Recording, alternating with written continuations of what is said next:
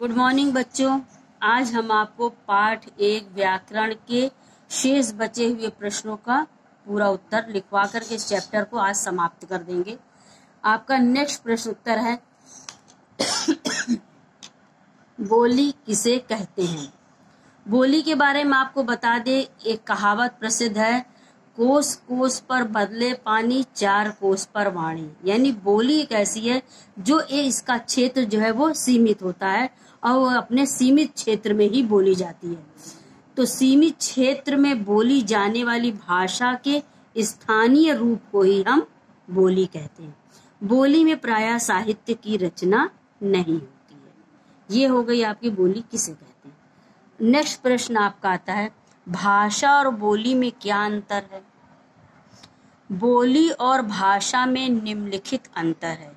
पहला अंतर है, बोली का क्षेत्र सीमित होता है और भाषा का क्षेत्र विस्तृत होता है। भाषा अपने क्षेत्र में पूरा विस्तृत रूप रखता है, वो सभी जगह पे उसका प्रयोग होता है, लेकिन बोली एक सीमित अपने ही क्षेत्र में बोली जाती है। नेक्स्ट पॉइंट है आपका, भाषा का प्रयोग साहित्य रचना में किया जाता है, जबकि बोली का बोलचाल में ही बस प्रयोग होता है, उसकी में कोई साहित्य रचना उसमें नहीं की जाती है, साहित्य के रूप में प्रयोग नहीं होता है। नेक्स्ट पॉइंट है आपका, बोली को लिखा नहीं जाता जबकि भाषा का लिखित रूप होता है।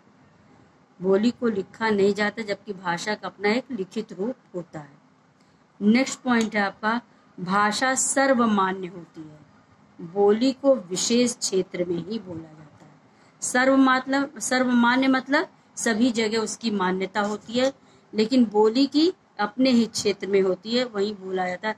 जैसे मेवाती या मारवाड़ी जो अपने ही क्षेत्र में बोली जाती है। हाँ, अब आपका आखिरी प्रश्न उत्तर है, व्याकरण किसे कहते हैं, इसके कितने अंग हैं।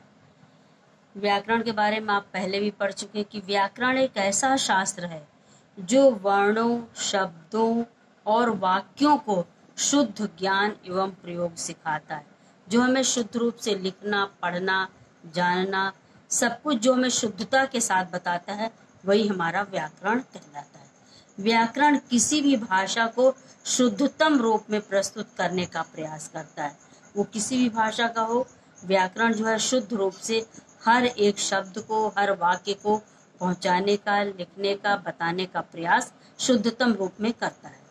अब है व्याकरण के 4 अंग हैं, वर्ण विचार, शब्द विचार, पद विचार और वाक्य विचार। इन व्याकरण के चारों अंगों को आप आगे के पृष्ठ में पढ़ेंगे, विस्तृत रूप से इसकी जानकारी आपको दी जाएगी। अब आपका सारे प्रश्न उत्तर हम पाठ 1 भाषा, बोली और लिपि का आपको बता चुके हैं। अगर इस प्रश्न उत्तर को आपको समझने में कोई भी प्रॉब्लम आ रही हो तो इससे आप हमारे वीडियो को फिर से एक बार देख लीजिएगा, जिसमें हमने 4 या 5 वीडियो में इन सारे शब्द पाठ को बहुत ही विस्तृत रूप से जानकारी के रूप में एक एक चीज़ को बताया है। अगर आपको नहीं समझ में आ रहा होगा तो आप एक बार बहुत अच्छे से उसको देख लीजिएगा, सुन लीजिएगा और उसके बाद ये सारे प्रश्न उत्तर आप लिख लीजिए और इसको याद कर लीजिए। आपको अगले टेस्ट की तैयारी के लिए ये काम आएंगे।